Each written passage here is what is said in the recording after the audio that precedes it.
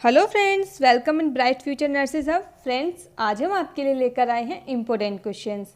ये क्वेश्चंस आपके upcoming exam नॉर्सेट के लिए काफ़ी हेल्पफुल रहने वाले हैं। आप इन क्वेश्चंस को एज अ टेस्ट सीरीज की तरह भी सॉल्व कर सकते हैं और कर सकते हैं अपना self assessment bright future nurses hub के साथ। Now let's see about questions. Question number first, A nursing officer Preeti was giving instruction to a postpartum mother of a newborn with hyperbilirubinemia. Which of the following in appropriate instruction? एक nursing officer है प्रीति, जो कि postpartum mother जिसके baby में जो bilirubin का level है वो क्या है, हाई है, यानी कि उसके बेबी को क्या है, जॉइंडिस है, उसे इंस्ट्रक्शन दे रही है। तो इनमें से ऐसा कौन सा इंस्ट्रक्शन है जो उसके लिए एप्रोप्रिएट होगा? ऑप्शन है हमारे पास। Option A, withhold breast feeding if phototherapy is continue. Option B, substitute breast feeding with formula feeding. Option C, continuous breast feeding every second hour. And option D, routine supplementary feed are recommended. तो इसका right answer क्या होगा friends? अगर किसी भी newborn को bilirubin का level higher है तो वो क्या होता है, वो होता है जॉइंडिस। अगर किसी बेबी को जॉइंडिस है तो उसे क्या देना होता है, उसे फोटोथेरेपी देना होता है। अगर ऐसे पेशेंट हैं तो उसमें हम उस मदर को हम क्या इंस्ट्रक्शन करते हैं, उस मदर को हम बोलते हैं कि वो अपने बेबी को एवरी सेकेंड आवर में ब्रेस्ट फीडिंग कराए, अपनी ब्रेस्ट फीडिंग को कंटिन्यू रखे। So option number C is right answer. Next question, question number second, while performing an ET tube suction, endotracheal tube suction, the nurse observed that a patient is having sudden severe tachycardia. Which of the following should be immediate response of the nurse? एक nurse है जो कि एक ET tube वाले patient का suction कर रही है। वो ऑब्जर्व करती है कि उस पेशेंट में सडनली सीवियर टैकीकार्डिया डेवलप हो गया है, तो उसे इमीडिएट कौन सा रिस्पॉन्स करना होगा? ऑप्शन है हमारे पास, continue suction. Option B, stop suction and perform reoxygenation. Option C, hyper oxygenate before suctioning. And option D, call the physician. तो इसका राइट आंसर क्या होगा फ्रेंड्स? अगर ईटी ट्यूब सक्शन करते टाइम किसी भी पेशेंट के अंदर सीवियर टैकीकार्डिया डेवलप हो गया है तो उसमें क्या करना होगा? इमीडिएटली उस सक्शन को बंद करना होगा और पेशेंट को ऑक्सीजन प्रोवाइड करना होगा, means perform reoxygenation. So option number B is right answer. Next question, question number 3, A pregnant woman visit antenatal clinic complain that gets frequent leg cramps and pain during night. Which of the following appropriate intervention to be suggested for the client? एक pregnant women है जो कि antenatal clinic पर visit के लिए आती है और कंप्लेन करती है कि उसके लेग्स में फ्रीक्वेंट पेन रहता है और रात को उसके पेन होता है। तो इनमें से ऐसा कौन सा एप्रोप्रिएट इंटरवेंशन है जो कि उस क्लाइंट को सजेस्ट करना होगा? ऑप्शन है हमारे पास। Option A, dorsiflexion with knee extension exercise. Option B, complete bed rest is advised. Option C, use of compression stocking. And option D, all of above. तो इसका राइट आंसर क्या होगा फ्रेंड्स? अगर कोई फीमेल आती है कि उसके लेग क्रैम्प्स और रात को पेन होता है तो हम उसे एक्सरसाइज के लिए एडवाइस करेंगे, उसे बोलेंगे dorsiflexion with knee extension exercise perform करे। ये लेग क्रैम्प्स और पेन को कम करने में हेल्प करेगी। सो option number A is right answer.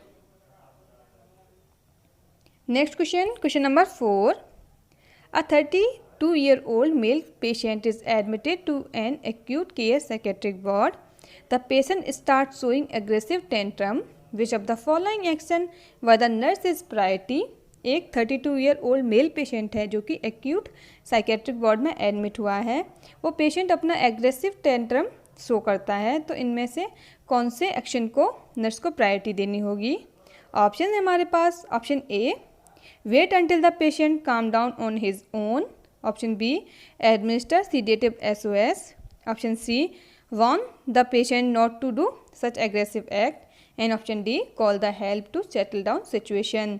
तो इसका राइट आंसर क्या होगा फ्रेंड्स? अगर कोई पेशेंट एग्रेसिव टेंट्रम शो कर रहा है तो इस सिचुएशन में नर्स की प्रायोरिटी रहेगी कि वह कॉल फॉर हेल्प के लिए कॉल करे to settle down the situation को सेटल डाउन करने के लिए कॉल करें। So option number D is right answer. Next question number 5, which of the following drug cause red colour urine? इनमें से ऐसी कौन सी ड्रग है जो कि रेड कलर यूरिन कॉज करती है? ऑप्शन है हमारे पास option number A streptomycin, option B rifampicin, option C ethambutol and option D isoniazid. तो इसका राइट आंसर क्या होगा फ्रेंड्स? इनमें से कौन सी ड्रग है जो कि रेड कलर यूरिन कॉज करेगी? ये जो ड्रग्स हैं वो कौन सी हैं? ये एंटी ट्यूबरकुलर ड्रग हैं जो कि टीबी वाले पेशेंट को दिया जाता है। और इनमें से ऐसी कौन सी ड्रग है जो रेड कलर यूरिन कॉज करती है? वो है रिफेम्पसिन। जो रिफेम्पसिन है वो रेड कलर यूरिन कॉज करती है। So option number B is right answer. इसमें जो ड्रग है इथेम्ब्यूटाइल, ये इथेम्ब्यूटाइल कौन सा इफेक्ट शो करती है? इथेम्ब्यूटाइल बैक्टीरियो स्टेटिक इफेक्ट शो करती है।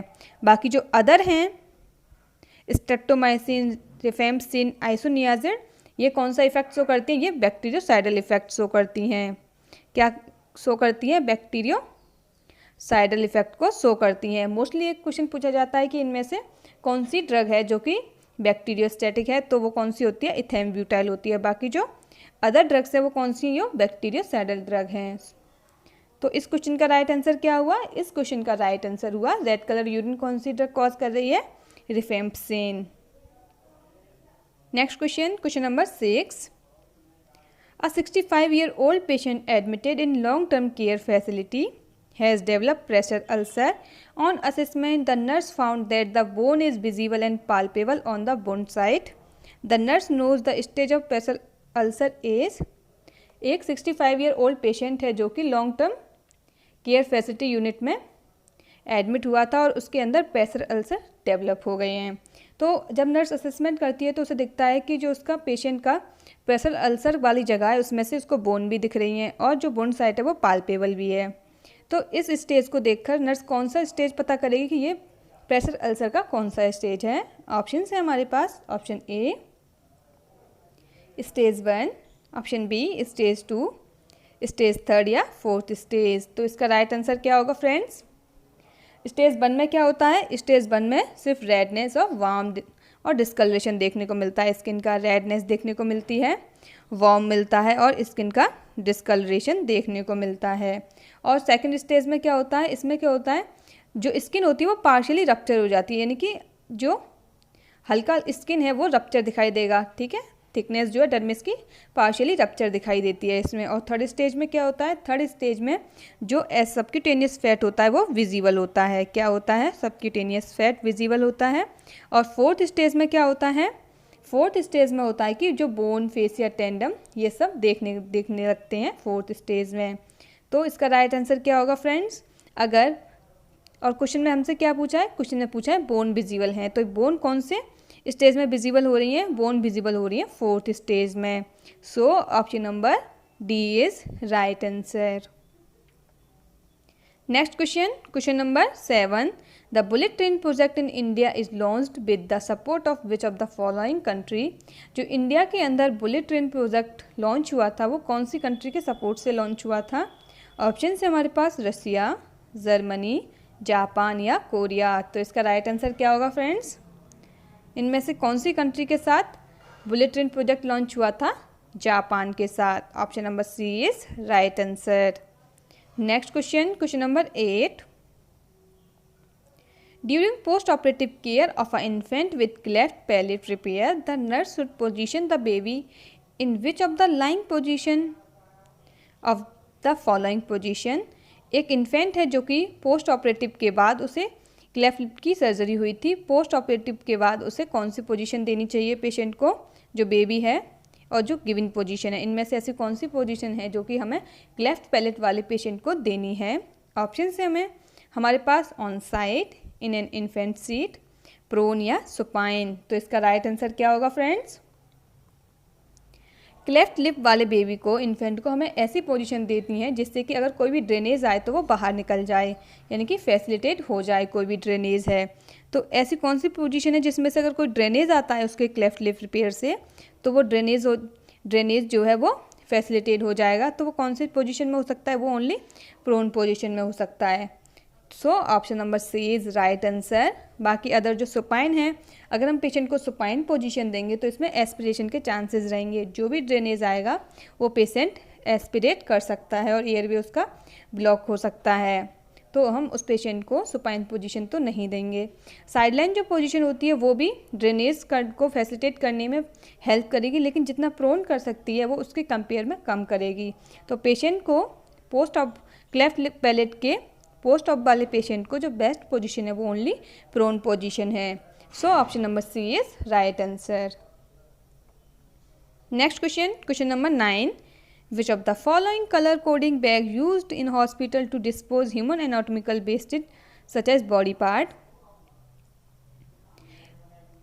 हॉस्पिटल में कोई भी अगर हमें डिस्पोज करना है hospital waste like anatomical waste या बॉडी पार्ट, तो ये जो बॉडी पार्ट है हम कौन से कलर कोडिंग वाले बैग में डिस्कार्ड करेंगे, या फिर जो भी एनाटॉमिकल वेस्ट होता है इसे डिस्पोज करने के लिए कौन सा कलर कोड बैग यूज़ किया जाता है। ऑप्शन है हमारे पास रेड, ब्लैक, येलो या ब्लू। तो इसका राइट आंसर क्या होगा फ्रेंड्स? ह्यूमन एनाटॉमिकल वेस्ट या बॉडी पार्ट्स है या फिर ब्लड से कंटेमिनेटेड या बॉडी फ्लूइड से कंटेमिनेटेड कोई भी आइटम है उसे हम किस में डिस्पोज करते हैं? येलो में। किस में? येलो में। So option number C is right answer. Red में हम क्या करते हैं? रेड में हम प्लास्टिक आइटम को डिस्पोज करते हैं, लाइक का कौन सा IV ट्यूब होगा, IV ट्यूब हो गया, IV बॉटल्स हो गया, ये सब हम किस में? ग्लव्स, ये सब हम किस में डिस्पोज करेंगे? ये हम डिस्पोज करेंगे रेड में।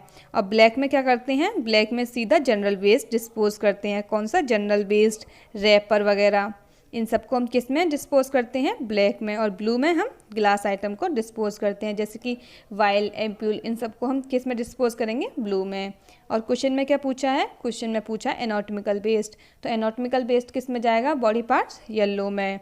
So option number C is right answer.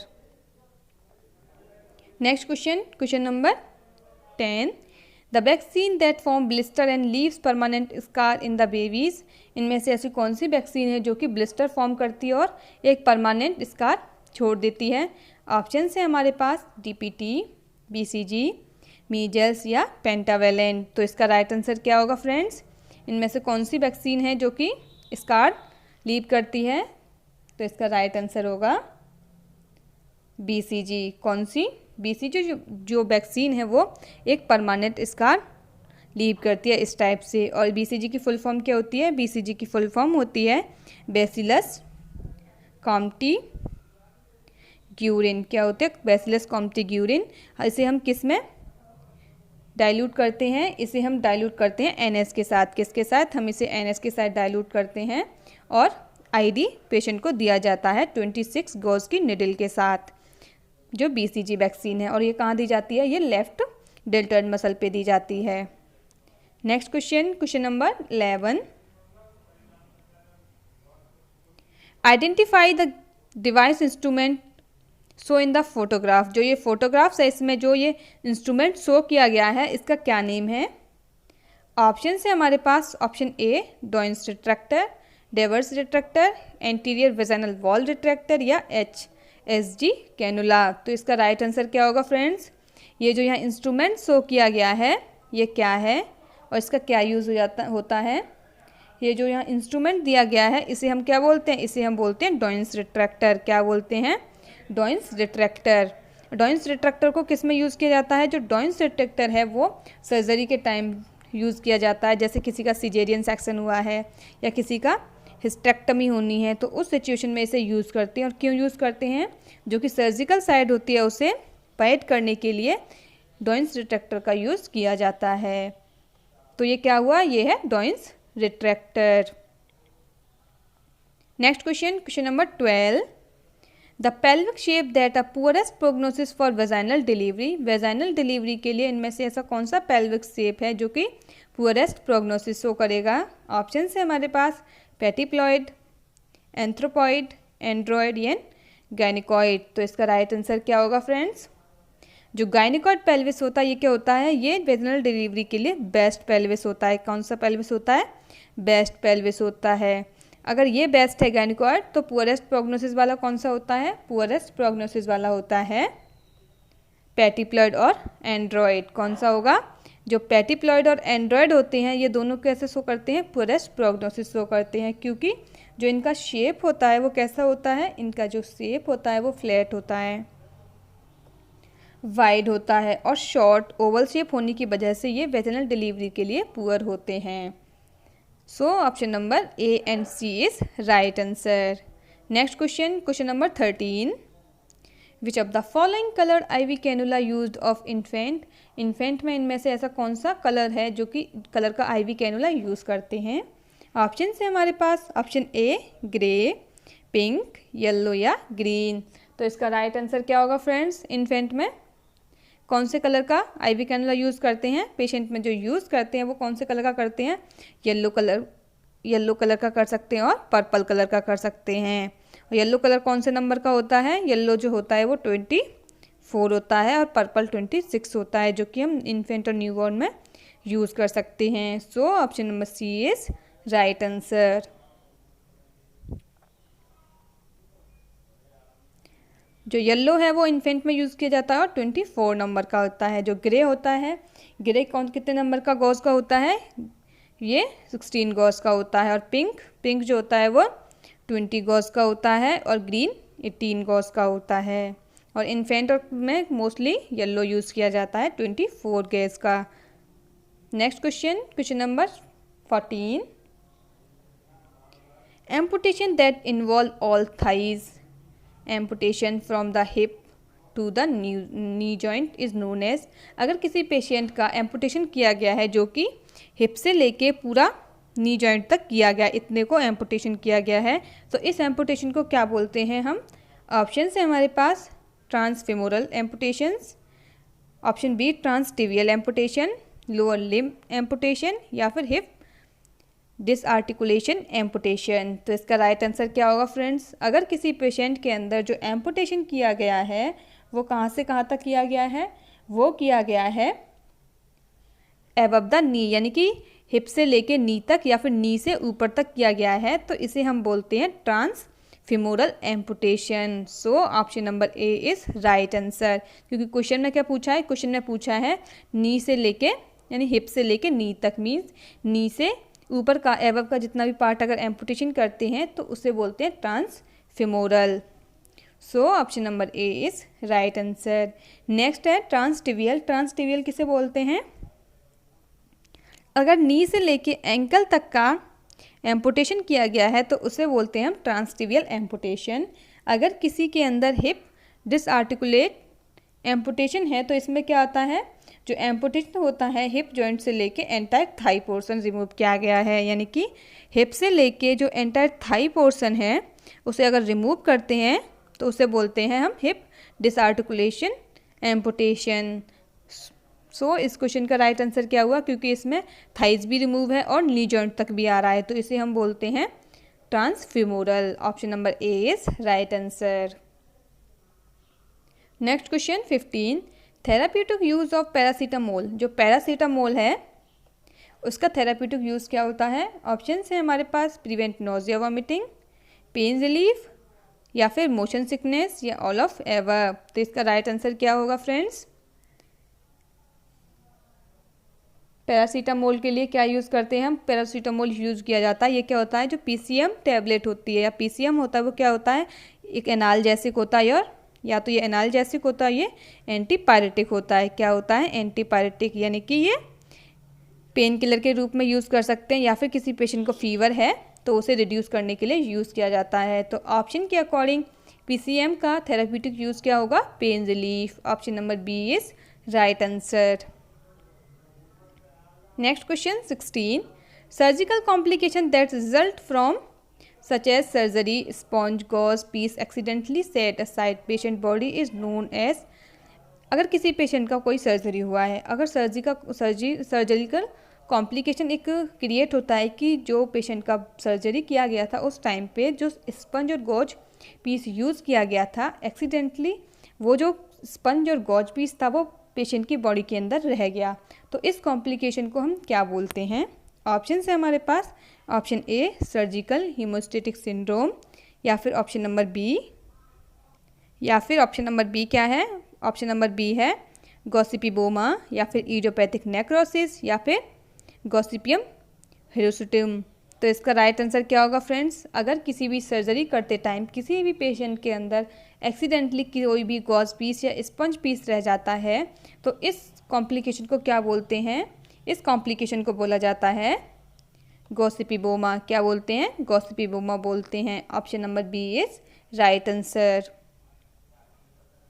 Next question 17, which of the following position is advised to relieve cord compression during labour? Labour के टाइम पे अगर कॉर्ड कंप्रेशन हो रहा है तो इसे रिलीव करने के लिए कौन सी पोजीशन को एडवाइस करेंगे हम? ऑप्शन है हमारे पास, option A supine, left lateral, steep Trendelenburg या फिर लिथोटमी। तो इसका राइट आंसर क्या होगा फ्रेंड्स? अगर किसी भी फीमेल में लेबर के दौरान अगर कॉर्ड कंप्रेशन हो रहा है तो हम उसे एक ऐसी पोजीशन प्रोवाइड करते हैं जो कि उस कॉर्ड कंप्रेशन को कम कर सके या फिर जो कॉर्ड कंप्रेशन है उसे रिलीफ पहुंचा सके। तो ऐसी कौन सी पोजीशन है जो कि जो कॉर्ड पे प्रेशर पड़ रहा है उसे रिलीव करने में हेल्प करेंगी? जो ऐसी पोजीशन में आता है, एक तो आता है मॉडिफाइड सिम्स पोजीशन दे सकते हैं हम। कौन सा दे सकते हैं? मॉडिफाइड सिम्स दे सकते हैं या फिर ट्रेंडेनबर्ग दे सकते हैं, ट्रेंडेनबर्ग पोजीशन दे सकते हैं उस पेशेंट को, या फिर हम नी चेस्ट पोजीशन दे सकते हैं। कौन सी पोजीशन दे सकते हैं? नी चेस्ट पोजीशन दे सकते हैं। इन तीनों पोजीशन को हम कॉर्ड कंप्रेशन को रिलीव करने के लिए दे सकते हैं। और अगर इस टाइप का कोई भी क्वेश्चन कभी पूछा जाता है तो अकॉर्डिंग टू ऑप्शन हमें जवाब देना होता है। तो इस क्वेश्चन में हमें इनमें से कौन सी तीनों पोजीशन में से कोई एक पोजीशन दे रखा होगा जो इसका सही आंसर होगा, और ये तीनों पोजीशन कॉर्ड कंप्रेशन को रिलीव करने में हेल्प करती हैं। तो इस क्वेश्चन के अकॉर्डिंग इसका राइट आंसर क्या होगा? स्टीप ट्रेंडलेनबर्ग पोजीशन हम पेशेंट को देंगे। अगर हम उस पेशेंट को सुपाइन, लेफ्ट लेटरल या लिथोटमी पोजीशन देते हैं तो ये उस कॉर्ड कंप्रेशन या कॉर्ड पे प्रेशर जो आ रहा है उसे कम करने में हेल्प नहीं करेंगी। बाकी ये जो तीनों पोजीशन है वो कॉर्ड प्रेशर को कम करने में हेल्प करती हैं। So option number C is right answer. Next question, question number 18, what is the cerebral tissue perfusion pressure if blood pressure is 90/60, ICP is 18? अगर किसी पेशेंट का blood pressure 90/60 mm of Hg है और उसका जो ICP है वो 18 है तो उस पेशेंट का सेरिब्रल टिश्यू परफ्यूजन क्या होगा? तो इस क्वेश्चन को हम कैसे सॉल्व करेंगे? ऑप्शन है हमारे पास, option A 42 mm of Hg, 52 mm of Hg, 60 या 72। तो इसका राइट आंसर क्या होगा फ्रेंड्स? अगर हम किसी भी पेशेंट का सेरिब्रल टिश्यू परफ्यूजन निकालना है, अगर हम किसी पेशेंट का सेरिब्रल टिश्यू परफ्यूजन निकालना चाहते हैं तो इसके लिए हमें कौन सा फॉर्मूला यूज़ करना होता है? अगर हम किसी भी पेशेंट का सेरिब्रल टिश्यू परफ्यूजन प्रेशर निकालना है तो इसके लिए हम क्या यूज़ करते हैं? MAP, mean arterial pressure minus ICP। और क्वेश्चन में हमें क्या दे रखा है? हमें क्वेश्चन में जो डायरेक्ट दे रखा है वो ओनली BP दे रखा है। तो हम जो BP दे रखा है ब्लड प्रेशर, उससे सबसे पहले हम क्या निकालेंगे? मीन आर्टेरियल प्रेशर निकालते हैं। तो मीन आर्टेरियल प्रेशर निकालने के लिए कौन सा फॉर्मूला यूज़ किया जाता है? Systolic BP plus 2 diastolic BP divide by 3, ये वाला फॉर्मूला हमें यूज़ करना होता है।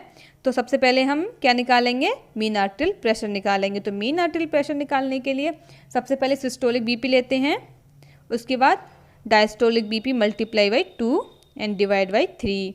तो इससे जो निकलेगा वो क्या निकल के आएगा? इससे जो निकल के आता है वो निकल के आएगा 210 and 3 is equal to 70।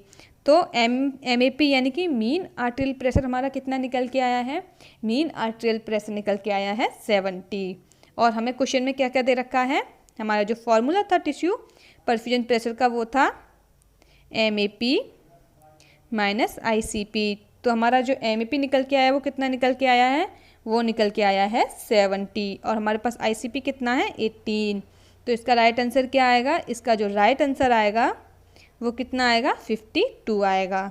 So option number B is right answer. इस तरीके से हम किसी भी पेशेंट का सेरिब्रल परफ्यूजन प्रेशर निकाल सकते हैं इस फॉर्मूले की हेल्प से। Next question, question number 19, all of the following sign and symptoms are indicative of increase intracranial pressure in children except. जो यहाँ साइन और सिम्टम्स दे रखे हैं वो किसी भी चिल्ड्रन में इंक्रीज इंट्राक्रेनियल प्रेशर यानी कि ICP के हो सकते हैं एक्सेप्ट किसी एक को छोड़ के। ऑप्शन है हमारे पास नोजिया, वॉमिटिंग, एक्सट्रीम इरिटेबिलिटी और डिक्रीज पल्स प्रेशर। तो इनमें से ऐसा कौन सा साइन और सिम्टम्स है जो कि ICP इंक्रीज का नहीं होगा चिल्ड्रन में? तो वो है decrease pulse pressure. Option number D is right answer. Decrease pulse pressure increase ICP का साइन नहीं है। Next question, question number 20। In solar system which of the following is the third planet from the earth. जो solar system है हमारा उसमें third planet सन से कौन सा है? ऑप्शन है हमारे पास वीनस, अर्थ, सैटर्न या मरकरी। तो इसका राइट आंसर क्या होगा फ्रेंड्स? अगर ये हमारे सोलर सिस्टम में सन है तो इससे सबसे पहला जो प्लेनेट है वो कौन सा है? सबसे पहला प्लेनेट है मरकरी। कौन सा है? मरकरी। और सेकंड कौन सा है? इसके बाद वीनस है। वीनस के बाद कौन सा है? अर्थ। अर्थ के बाद कौन सा आता है? मार्स। मार्स के बाद जुपिटर, उसके बाद सैटर्न, और देन लास्ट में क्या आता है? यूरेनस, एंड देन नेपट्यून, और क्या आता है? प्लूटो। टोटल हमारे सोलर सिस्टम में कितने प्लेनेट हैं? टोटल जो है वो 9 प्लेनेट हैं। तो पहला कौन सा होता है? सन के सबसे पास मरकरी होता है और सबसे दूर प्लूटो होता है। जो फर्स्ट है वो मरकरी, सेकंड जो है वीनस, एंड थर्ड क्या है? अर्थ। और क्वेश्चन में हमसे क्या पूछा है? थर्ड प्लेनेट के बारे में पूछा है। तो थर्ड प्लेनेट कौन सा हुआ? Earth. Option number B is right answer. Then Mars, Jupiter, Saturn, Uranus and Neptune और प्लूटो, ये क्या है? हमारे सोलर सिस्टम के प्लेनेट हैं। Next question, question number 21। Which is the suction pressure applied while performing endotracheal tube suction in adult. किसी भी adult patient में अगर ET ट्यूब सक्शन करना है तो इसका हमें प्रेशर कितना रखना होगा? ऑप्शन है हमारे पास। Option number A 40 to 60 mm of Hg। Option number B 50 to 70 mm of Hg। Option number C 60 to 100 mm of Hg and option number D 100 to 120 mm of Hg। तो इसका right answer क्या होगा friends? अगर हम किसी भी adult patient में अगर हमें सक्शन करना है तो इसका प्रेशर हम कितना रखते हैं? इसका प्रेशर रखते हैं हम 100 to 120 mm of Hg, और जो सक्शन होना चाहिए वो 10 सेकेंड से ज़्यादा का नहीं होना है। तो इसका राइट आंसर क्या हुआ अडल्ट पेशेंट के लिए? 100 to 120 mm of Hg। Option number D is right answer. Children में हम कितना प्रेशर रखते हैं? चिल्ड्रन में हम रखते हैं 50 to 100 mm of Hg। तो इतना प्रेशर हम किस में रखेंगे? चिल्ड्रन में। और इन्फेंट में कितना रखते हैं हम? इन्फेंट में रखते हैं 40 to 60 mm of Hg। तो ये हुआ सक्शन का इन्फेंट का प्रेशर और चिल्ड्रन का, और ये कौन किसका हुआ? ये हुआ अडल्ट का। तो इस क्वेश्चन में क्या पूछा है? इस क्वेश्चन में पूछा है अडल्ट का। तो option number D is right answer. Next question, question number 22। What is the national currency of United kingdom. जो यूनाइटेड किंगडम है उसका नेशनल करेंसी क्या है? ऑप्शन है हमारे पास येन, यूरो, पाउंड या फिर डॉलर। तो इसका राइट आंसर क्या होगा फ्रेंड्स? तो यूनाइटेड किंगडम का करेंसी क्या है? वो है pound. Option number pound C is right answer. Next question 23। Which country supply Rafale jets to India. ऐसी कौन सी कंट्री है जिसने इंडिया को राफेल जेट सप्लाई किया था? ऑप्शन है हमारे पास जर्मनी, USA, फ्रांस या इटली। तो इसका राइट आंसर क्या होगा फ्रेंड्स? जो राफेल जेट्स आए थे वो कहाँ से आए थे? वो आए थे फ्रांस से। Option number C is right answer. Next question, used nasogastric tube has to be discarded in. जो NG ट्यूब है इनमें से कौन से बिन में हम डिस्कार्ड करेंगे? ऑप्शन है हमारे पास येलो, रेड, ब्लू या ब्लैक। तो इसका राइट आंसर क्या होगा फ्रेंड्स? इस क्वेश्चन को हमने पहले भी डिस्कस किया था। जो NG ट्यूब होती है वो कैसा आइटम है? वो एक प्लास्टिक आइटम है। कैसा होता है? एक प्लास्टिक रबर आइटम है। प्लास्टिक आइटम है या फिर एक रबर आइटम है। तो वो किस में डिस्कार्ड करते हैं हम प्लास्टिक और रबर आइटम? रेड बिन में। So option number B is right answer. Next question, question number 25। Drug allergy is usually tested with in intradermal injection of some small doses of a drug. Which of the following is the reason for using intradermal route of testing drug allergy। अगर हम किसी भी drug से allergy को check करना है तो हम उसमें आईडी इंजेक्शन को ही स्मॉल डोज में यूज़ करते हैं। जो भी इंजेक्शन स्मॉल डोज का दिया जाता है ड्रग एलर्जी को चेक करने का, वो आईडी ही दिया जाता है। तो इनमें से आईडी इंजेक्शन देने का क्या रीज़न है? ऑप्शन है हमारे पास slow absorption of drug, easy to administer the drug, less painful, and option number D all of above. तो इसका राइट आंसर क्या होगा फ्रेंड्स? इसका राइट आंसर होगा, जो हम आईडी रूट यूज़ करते हैं वो आईडी रूट हम इसलिए यूज़ करते हैं अगर किसी को भी हमें ड्रग एलर्जी पता करना है, क्योंकि ये क्या होता है एपिडर्मिस पे होता है, यानी कि हम इसे इंट्राडर्मल देते हैं। तो इजी टू विजुलाइज, हम इसे इंस्पेक्शन और ईजिली हम इसका इंस्पेक्शन कर सकते हैं, इसे ईजिली देख सकते हैं। अगर कोई भी रेड रेसेस स्कार फॉर्म होता है, कोई भी कुछ भी फॉर्म होता है, तो हम इसे तुरंत ही इंस्पेक्शन कर सकते हैं, क्योंकि यह स्किन की अपर लेयर पे होता है। और ये हम आईडी इंजेक्शन देने के लिए हम मोस्टली कौन कौन सी साइट यूज़ करते हैं? जो मोस्ट कॉमन साइट यूज़ किया जाता है वो हम फोर आर्म ही यूज़ करते हैं, या और हम कौन कौन सी और साइट यूज़ कर सकते हैं? अपर बैक यूज़ कर सकते हैं, अंडर स्कैपुला भी हम आईडी इंजेक्शन दे सकते हैं। अगर किसी की भी पेशेंट क्या जो हम आईडी इंजेक्शन देंगे वो किसी भी लेजन, रेसेस या फिर कोई भी स्कार फॉर्म है, हम ऐसी साइट पे नहीं देंगे जहाँ पेशेंट के किस स्किन पे स्कार, रेसेस या लेजन्स फॉर्म है, क्योंकि इसमें हम क्या करेंगे, इसमें हम इजीली इंस्पेक्शन नहीं कर पाएंगे। तो इस क्वेश्चन का राइट आंसर क्या होगा फ्रेंड्स? आईडी इंजेक्शन हम क्यों देते हैं? आईडी इंजेक्शन ही इसलिए दिया जाता है क्योंकि ये स्लोली एब्जॉर्प्शन या ईजिली इंस्पेक्शन के लिए काम आता है, इजी टू एडमिनिस्टर और लेस पेनफुल होता है। So option number D is right answer. तो फ्रेंड्स ये थे हमारे आज के क्वेश्चंस। आई होप ये क्वेश्चंस आपके अपकमिंग एग्जाम के लिए काफ़ी हेल्पफुल रहने वाले हैं। अगर आपने इन क्वेश्चंस को एज टेस्ट सीरीज़ की तरह सॉल्व किया है तो आप हमें अपना स्कोर ज़रूर बताएं।